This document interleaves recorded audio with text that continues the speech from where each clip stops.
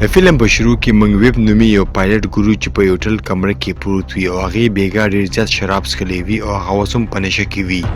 او ویب اوس هم ډېر زیات ځان ته شراب ایښولی وي او هغه شراب څکي حالانکې یو ګنټې پس د دې فلایټ دی او په داسې حالاتو کې جاز چلول یو خطرناک کار دی خو ویب ځان ویښولو لپاره د کوکینو استعمال کوي او هغې نه پس دا ځان تیاروي او ایرپورټ ته وځي د دې په جاز کې ملاقات یو کو پایلټ سره کېږي چې د هغې کین نوم وي د دې حالات اوس هم ډېر زیات خراب وي او خوب تختولو لپاره دا هیروسټر نه څه دوايي غواړي چې دا بېداره وي او ویښ وي او خپل ملګري ته وایي چې زه 2 شپو نه اوده نه یم ځکه زما داسې حالات دي بل خواته موږ یو جنین نکل ګورو چې هغه هم ډرګس کي او هغه یو کس نه ډرګ اخیستلو لپاره ټلیفون کوي او دغه ډرګ ډیلر ورته وایي چې دا پوډر ډېر زیات تیز دی او د دې استعمال لږ غونډه کې وکړه یو ځل بیا موږ ویب ګورو چې په جاز کې ناست وي او هغه دا جاز الوتولو والا وي حالانکې موسم هم ډېر زیات خراب وي او په تیزه باران وي او هغه دغه جاز آټو موډ نه اخوا کي او دا جاز پخپله چلوي او په دومره خراب موسم کې ویب دغه جاز په اسمان کې الوزي او ډېر برې بوتلو کوشش کوي دا غواړي چې د خپل جاز د ورځو نه بره بوځي چې هلته کې موسم بالکل صفا وي او دا په ارام لاړ شي په دغه دوران کې په جاز کې ناست مسافر ډېر زیات ویرېدلی وي کین نه غوښتو چې په داسې حالاتو کې دا جاز والوزي او هغې ته پته لګېدلی وي چې د ویب حالات هم څه ټیک نه دی خو هغه ویب ته څه نشو ویلی ولې چې هغه یو کیپټن و او دی نه مشر و خو خوشقسمتۍ سره دوی خپل جاز بره د ورځو نه بوځي او هلته کې اوس جاز نارمل شي او دغه ټول مسافر هم خوشحاله شي ویب دغه جاز راځي او ټولو مسافرو نه معافي غواړي چې په دغه حالاتو کې موږ جاز والوزولو او په دغه دورانو کې یو ځل بیا ویب هلته کې شراب راخلي او د جوسو په بوتلو کې هغه مکس کوي او هغه دا جوس راخلي او ټولو مسافر مخامخ څکي بیا یو ایرسټر هغه ځای ته راځي کوم ځای کې چې دغه پایلټان جاز الوزي او هغه ګوري چې ویب هلته کې اوده وي او دغه جاز په آټو کنټرول موډ باندې وي یعنې په خپله روان وي خو په ځمکه باندې چې کوم کنټرول روم وي هغه دې سره رابطه کوي او ورته وایي چې دغه رنوې اوس صفا ده او تاسو خپل جاز راکوزولی شئ کین چې څنګه یو بټن وخي نو بیا دا جاز بېقابو شي او څنګه چې دا جاز د بهر نه ښایي نو دا جاز الټه روان وي په دومره سخت حالات کې هم اوس ویب نارمل شوی وي او کین د وایي چې په دغه جاز کې څومره سامان موجود دی هغه ټول بهر ته لاړه کړه او په دغه دوران کې د دې جاز سټیرینګ هم خراب شي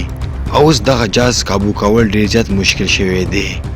ویب بیا یو ایرسټر ته وایي چې دغه جک لاندې کړه خو دې سره هم دا جاز ټیک نشي او د ټولو مسافرو زندګي اوس ډېره په خطر کې وي دغه جاز یو جټکه خوري کوم ځای کې چې یو ایرسټر یو ځای سره جنګېږي او هغه په ځمکه رالاړه شي او بېهوشه شي او بیا دغه جاز لاندې په تیزۍ سره ډېر تیز روان وي او اوس تباه کېدو والا وي ویب ته دغه خبره پته وه چې دغه ټول مسافر به مړه شي او دې کې به یو هم بچ پاتې نه شي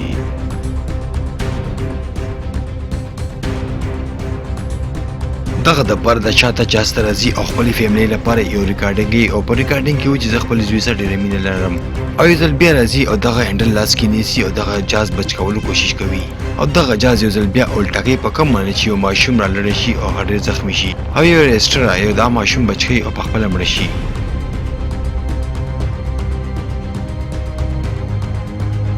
بیا موږ هغه جنۍ نکل ګورو چې کم وختي ډېر زیات ډرګس اخیستي دي او په ځمکه پرته ده او یو امبولانس راغلی وي او هغه دا جنۍ هسپتال ته وړي خو دوی دا ټلته کې ګوري چې یو جاز الټه په هوا کې روان دی بیا موږ په جاز کې دننه ویب ګورو چې هغه کریش لینډینګ دپاره تیار دی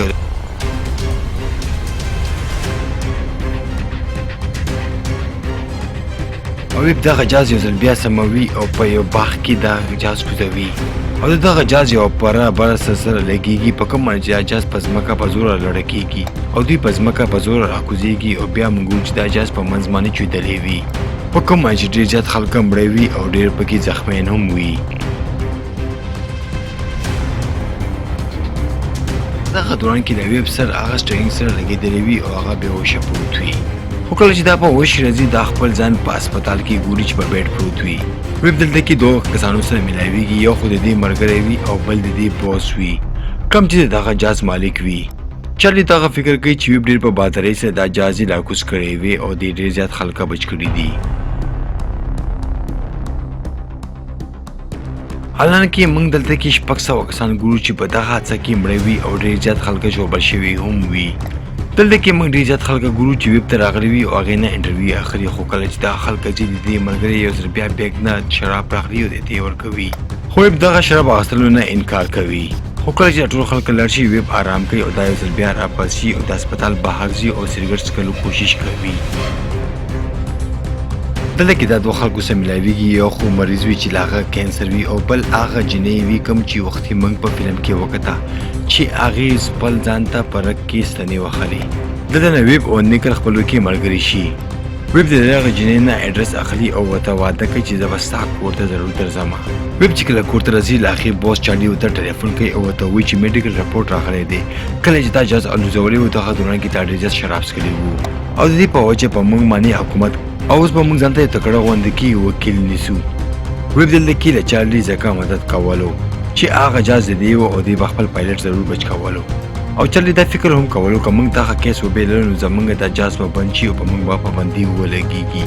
ولې چې په دغه حادثه کې کم از کم 600 خلک پکې مړه شوي وو او ډېر ژوبل وو. ویب ځان سره یوه واده کړې وي چې زه به کله هم شراب نه څښم، خو بیا دا هغه واده ایرې او یو ځل بیا ځي او ډېر شراب خپل کور ته راوړي او بیا دا نیکل کور ته راځي. دا هلته کې ګوري چې یو سړی نیکل سره زیاتی کولو کوشش کوي.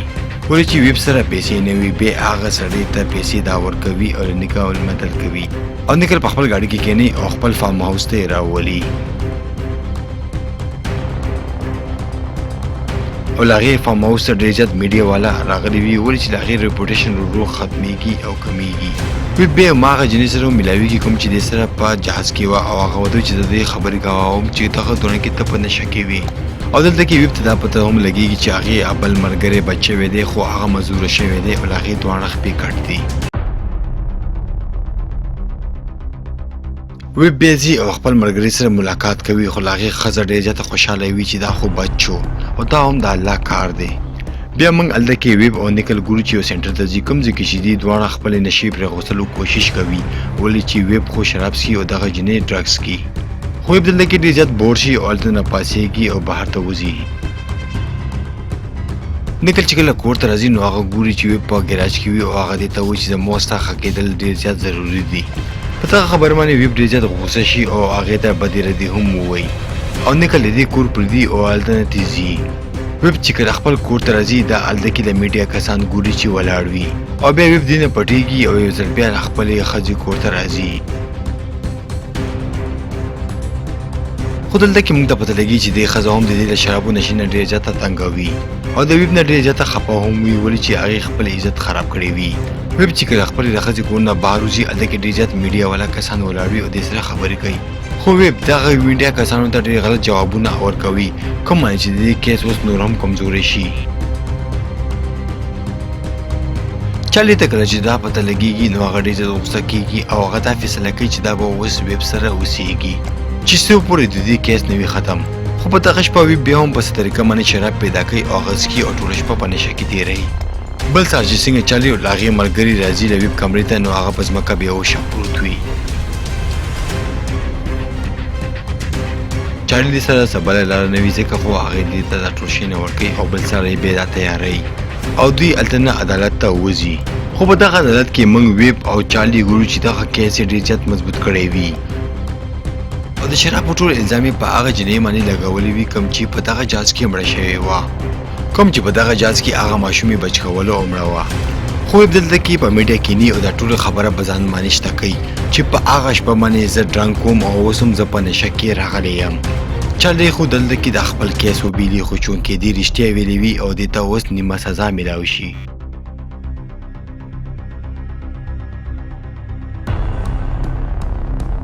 بل سین کې موږ ویب ګورو چې په هغه زندان کې وي او خپلو ملګرو ته د خپل ژوند کیسه هم کوي او په دغه زندان کې دې منې اوس دلته کې 14 میاشتې تېرې شوې وي.